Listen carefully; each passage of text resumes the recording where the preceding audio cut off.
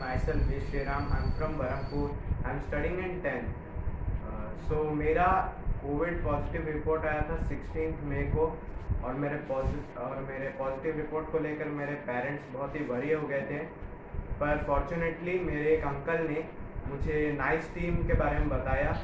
तो जैसे हमने नाइस टीम से कांटेक्ट किया, तभी हमें मिले डॉक्टर प्रतीकानंद सर। वो बहुत ही अच्छा गाइड कर रहे थे, हमें 24/7 गाइडेंस दे रहे थे। मेरे सिम्टम्स ये थे कि मुझे थोड़ा सा फीवर था, जो कि रात में थोड़ा ज़्यादा था, टेम्परेचर 101 102 हो रहा था, और थोड़ा सा कफ था।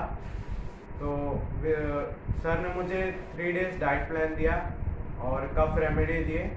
तो मैंने जैसे उनको फॉलो किया, with in 3 days I got recovered, completely cured. I am now completely fine. So I want to thank Dr. Pratikanand sir and the nice team.